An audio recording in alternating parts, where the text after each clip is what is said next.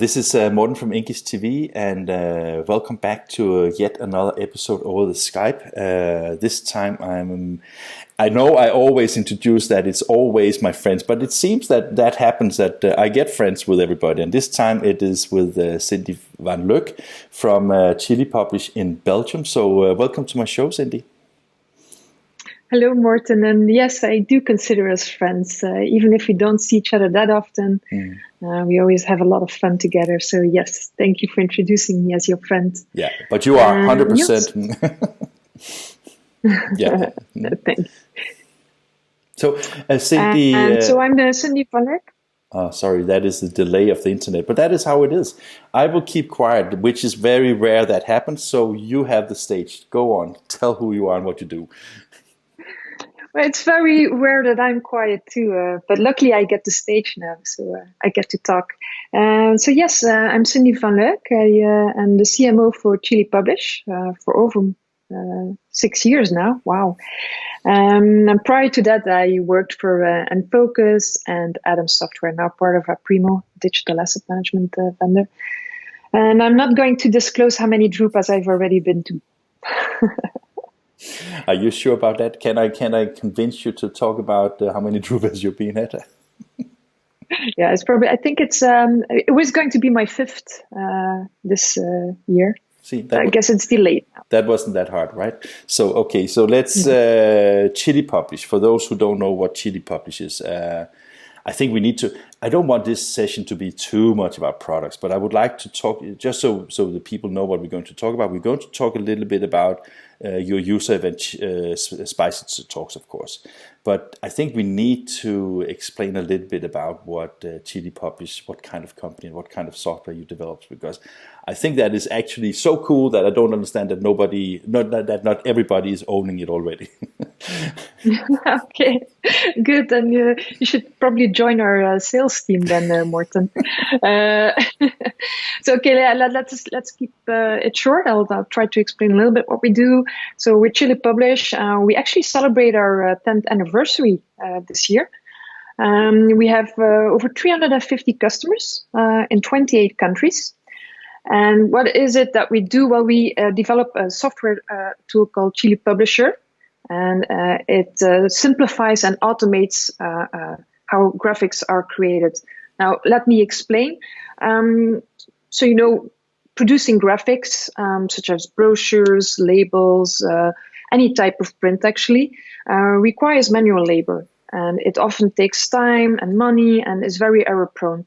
And so with Chili Publisher, we simplify that process by converting traditional graphic files into smart templates. And we allow users with no graphic training to come online and self-service, meaning they create their own ready-to-use visuals in the browser. That's in short what we do. And I would like to add to it, because to have these smart templates, that is one thing, but what makes it really smart just for people to understand and how you actually utilized it. When the last time we met each other, that was in Berlin, where you had the SPICYtalks event. And the reason why I referred to that event was that you did something really cool with Chili Publisher in your marketing of the event, because I think I can't remember if it was you or it was Pete, but you showed an example of how many different formats on the internet you need to have advertising for. How many different formats on paper, how many different variables you had with all the speakers and things like that. And I think that it was thousands of templates that you should have done manually to do that. And you did it like... Exactly. That's what we call the izations. There's different translations, variations, customizations. That's what we call the izations. And if you want to do that, all of them manually, it takes you a lot of work, a lot of mundane tasks, actually, boring mundane tasks for a designer to do, when that person should be working on more creative ideas. And that's what we try to eliminate with our software, is to automate and optimize that process.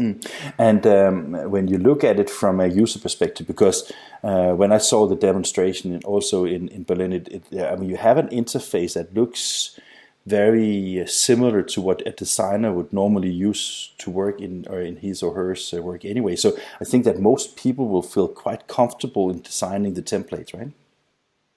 Yes, exactly. So that's indeed what we're after: usability and making the designer feel comfortable in his work setting.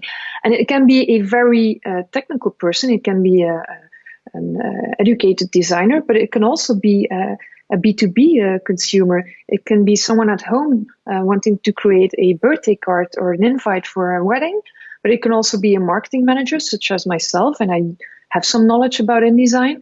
So it allows a wide scope of people to edit documents and to create something. And the approach of having these smart templates, is that something that is pretty unique to Chili Publisher, or do you have competition in that area as well? Yeah, so it's fairly unique to Chili Publisher, and I'll tell you why.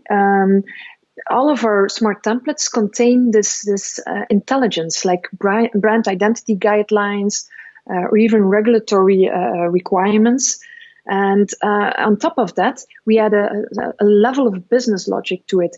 You can add you can integrate external data sources such as DAM, PIM, ERP, even a simple Excel sheet to our solution, and it will automatically feed that smart template with data. Again, eliminating the error factor.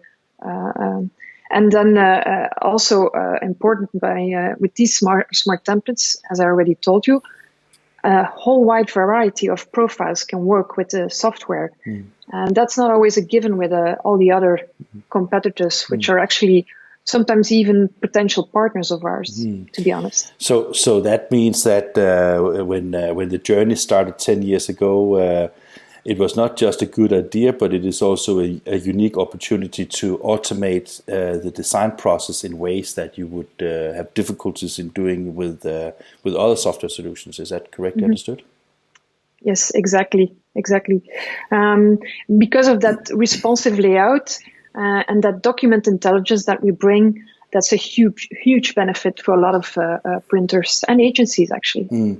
Yeah, because it's funny that you mentioned that, because every time I meet some of your nice people when I go to events, sometimes it's Kevin, sometimes it's Pete, sometimes it's other people as well, I often ask the same question. So who is the typical Chili Publisher customer?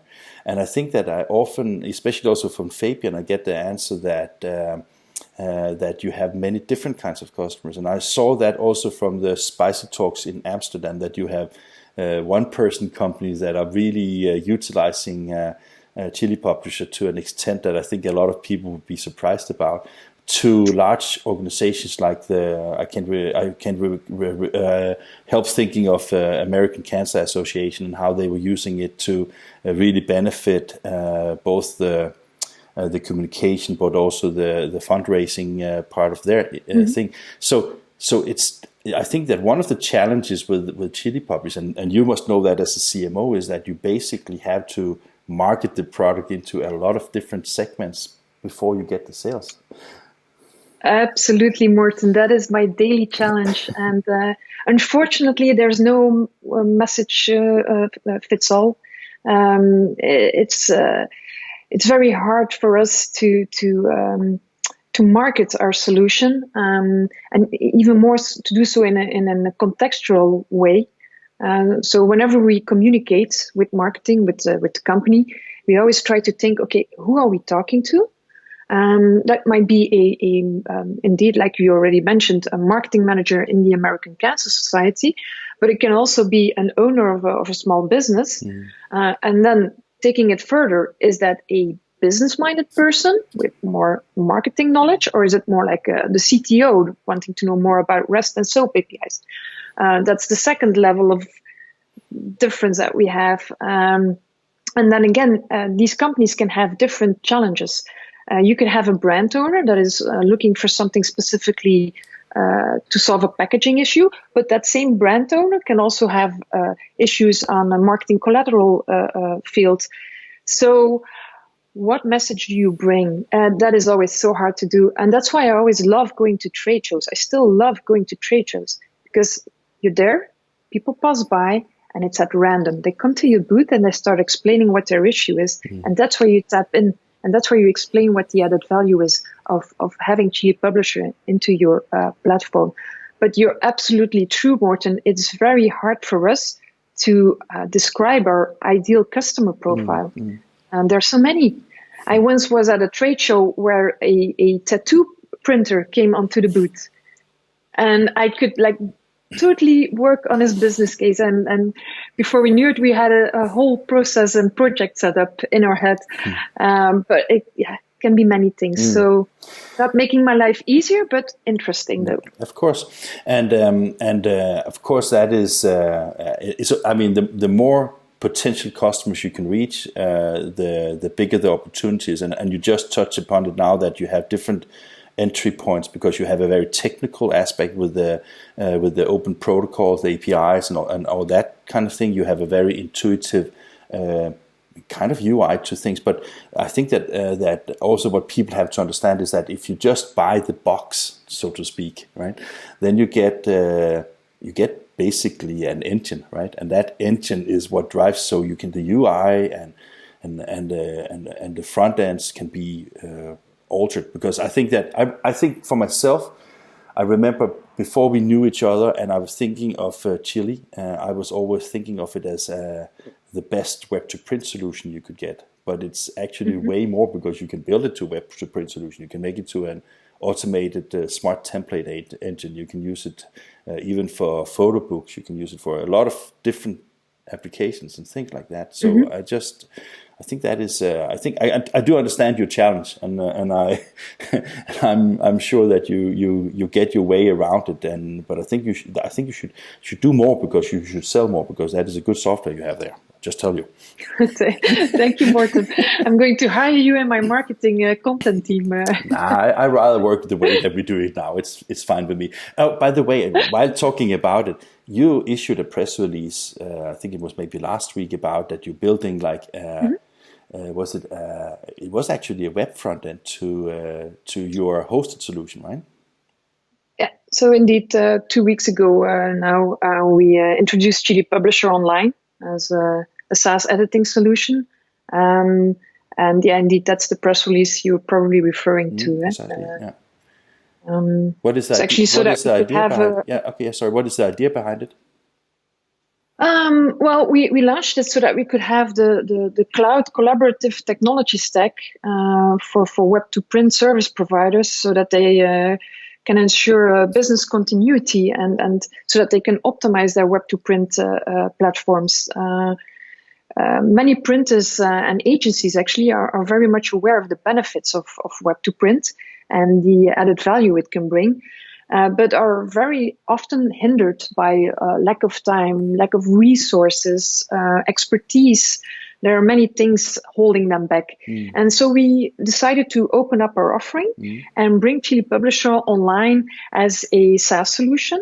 And so that we can always offer an up-to-date version of Chili Publisher hosted in the cloud, including instant access to all the product updates, the latest features, new modules, and not in the least also cloud elasticity, so that they can always scale depending on their business. Scaling is very important.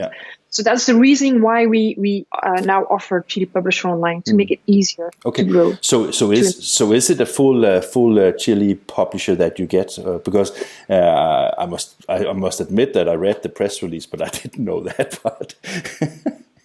Sorry about that. It's okay. No, it's totally fine, Morten, and that's why it's good that we have that conversation, so I can bring you up to date. Please. But yes, it's a full Chili Publisher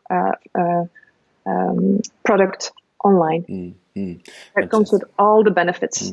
So, of course, that is something that you see from a lot of different software vendors to offer cloud-based solutions, and that is, of course, great, because it has I guess it has, like so many other software, it has a lower entrance point, so you can be also financially more interesting to more companies, right?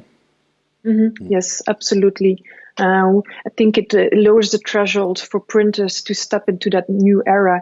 And it's definitely something that we see today. We need to help printers and agencies that struggle and that want to move forward, that want to go into the future. And I think this is a perfect opportunity for them to rethink their business. One of the things that I also find quite interesting about Chili Publisher and also Chili Publish as a company is because now we speak about printers using it as a web-to-print engine. But it's also connecting to the brand owners where they can use it for a lot of other things. And one of the things that I found quite interesting from your SPICYtalk event in Berlin was also that you had like different partners exhibiting, and one of the partners was, I can't remember who it was right now, sorry, but that was the CMS supplier. Who's that? You also participated in. Yeah, so we have a couple, but I think the one you were referring to was Sitecore. Yeah, precisely. Sorry, yeah, because I think that it's great that you connect also. So it's not like, because as you said, you can take the databases. So basically, I think they have some kind of dam system, and they have content that is, of course, driven to the web. But then you can basically, with Chili Publish, you can take the content and utilize it to different platforms, right? Yes, correct. And so we connect with a lot of DAM and CMS systems. Sitecore is one of them. There's, of course, also Aprimo, Akinio, Keypeak was there as well at our event, Cadenza. So there are many. We actually integrate with virtually any platform or solution. And what you just said is the major benefit of doing so, is that you can get that data out of the repository and feed your design right away with the right content. Yeah, and that is opening a new opportunity for even more customers, right? Yes, absolutely. And if you're talking about brands and brand owners, that's also a very important and interesting target group for us, because they have that struggle too, and they have a lot of in-house agencies that struggle with a lot of data and a lot of files and a lot of customizations. So for them too, that's a huge improvement on their go-to-market with their marketing material. So yet another story to tell in order to get into the mindset of these people, because that is a new mindset, that you can combine all your media assets and from both websites and from legacy databases, and combine it into to these variable things that you are doing, of course, right? So when you, maybe you don't know, I'm sure you know, but I was just wondering when you're salespeople and you have a partner strategy as well, but when you are in the market, what kind of obstacles do you see in that process of getting to a sales? Oh, there are actually many. Well, first of all, it depends on the type of company that you're talking to. But I just mentioned, for instance, brand owners. These are usually quite big companies, enterprise level companies. What happens there is that you have a very diverse decision-making unit. There's many people involved. There are a lot of stakeholders. The people putting the signature down are not always the people that drive the process or the project. So by the time you get to talk to everyone and get to explain what the benefit is, then you're months further down the line. The second challenge is also, okay, what do you have running right now? Where do we need to tap into? And although we're very easily integrated into any platform, the companies themselves often need to restructure or think about the structure and how they would like to see this whole end-to-end solution work. And then last but not least, with smaller companies, there's always the budget considerations to take into account as well. Of course, yeah. Now, luckily, we invest heavily in writing out and broadcasting spicy star stories. What are spicy stars? Those are our customers. We call them spicy stars. And so we let them talk about how much they won, both in costs and in time savings, And that's the story that we then write out or organize a webinar around, so that we can use this to show the customer, like, listen, okay, this is what you'll benefit in X amount of time on that problem and that issue and in that process. And that makes my life a little bit easier. Luckily, we have a lot of customers that are more than happy to share those insights, as you were able to see during SPICYtalks. Yeah. And that was, for those who don't know what SPICYtalks, as I mentioned, it's your user event, and you find new exciting places to have them. Is it every year or every second year? I can't remember. It's every year, yes. Okay, and last year, yeah, indeed, we try to have a bit of an odd scenery or that was amazing. But one thing is, of course, the scenery and the food and all that kind of thing. But it was also amazing that a company with 10 years is of course some age, but still 350 installations is also, customers are also a considerable number, but still, like, compared to the size of the world, is a very small number. But you attracted a lot of people to travel from Australia, from the US, from all over Europe, to come to Berlin. What I liked about it, you had like 3 different tracks of knowledge sharing and education. You had the business scene, which was the biggest one, where I spent most of my time, and then there was for the newbies, and there was also for the experienced ones. So they get the chance to talk to your extremely skilled developers and very good educators, I would say. And that is kind of because what the Spicy Star you just spoke about is. We made a lot of interviews, but we made one, for example, with Airbus. And that was actually a quite exciting story. Can you tell a little bit how that got going? Yeah, sure. So SPICYtalks. First of all, it's an event that is built by and for our customers and partners. We take great pride in organizing this and getting as many people involved as possible. And not only get them involved, like being there, but sharing. Sharing is very important. During that event, everyone opens up. The goal of this event is to be as open as possible on how you did things. How did you go about things? Actually, also be open about the challenges. It's not always a walk in the park to set up a chili publisher or to set up any project or process. So which challenges did you come across and how did you solve them? And because we have so many types of customers, we put them on stage and we give them 25 minutes to tell a little bit more about their project. Like, for instance, Thomas Julier, who created for Airbus a brand portal where the staff can, I invite everyone to come to our website and have a look at the customer story, at the Spicy Star story.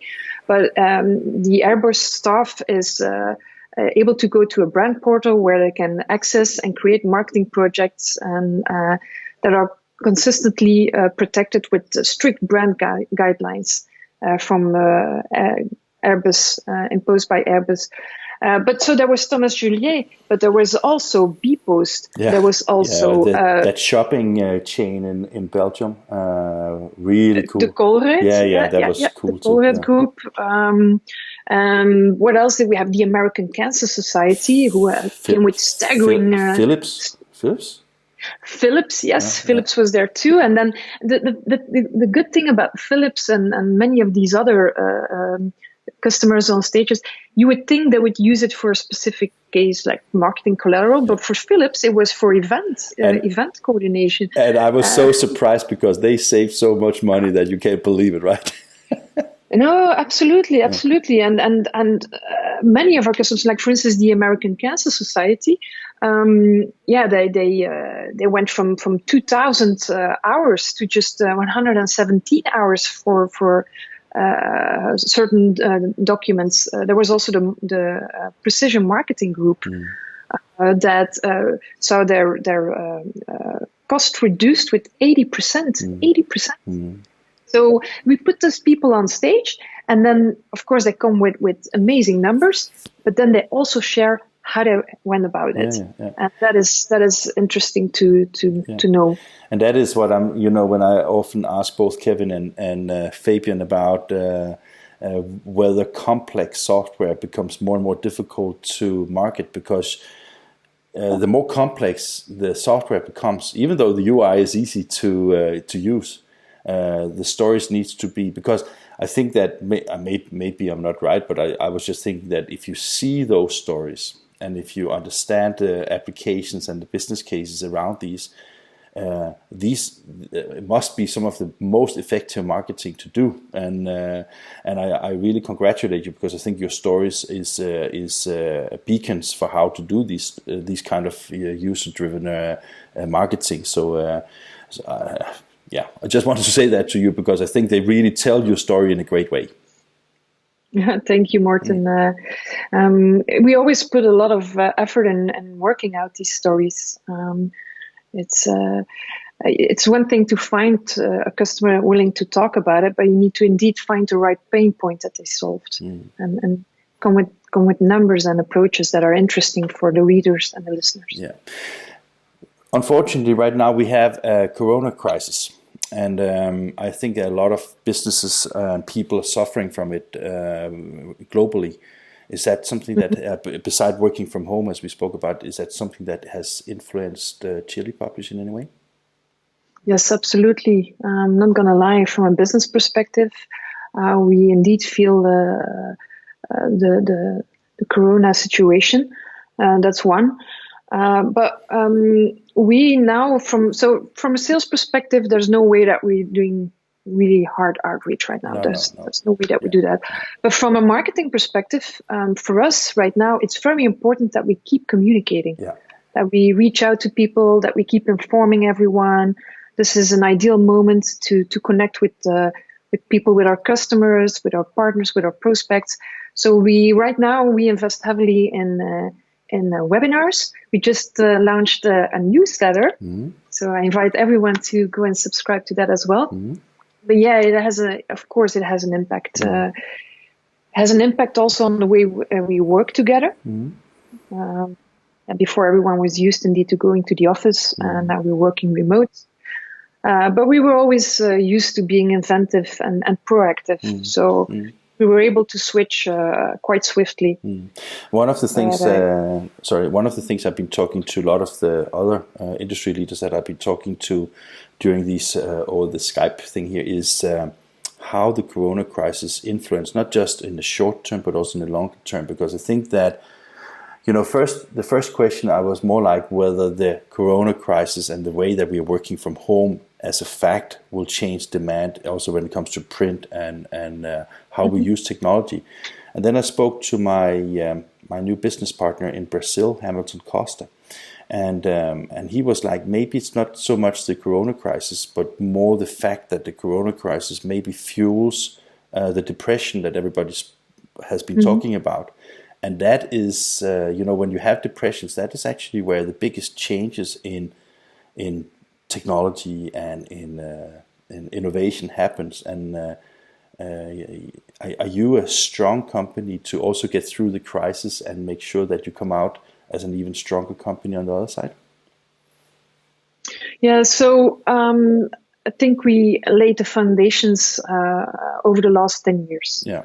I think we're lucky to be in such a strong position, so that we have some margin on multiple levels, both on resources, budgets, but it is challenging. So I consider us very lucky to be in this position where we already have that basis. Whilst it's not linked directly to Corona, but we were already thinking about Chili Publisher Online.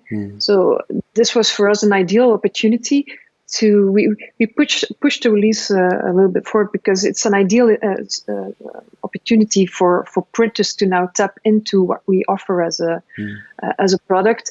So that kind of makes that we have enough to overcome this period right now.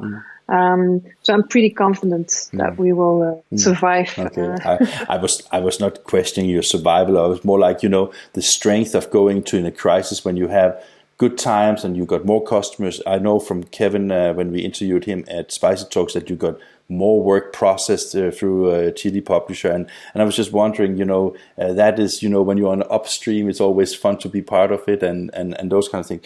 Another thing, and just maybe a side note to this one, because before Drupa officially decided to postpone till next year, I think that you were the first company in the industry that actually announced that you decided to pack down your commitment to Drupa and stay home because of I think that one of the reasons were because you were afraid that there would not be enough people coming there, and I think that everybody was asking, when are they pulling the plug, basically, right?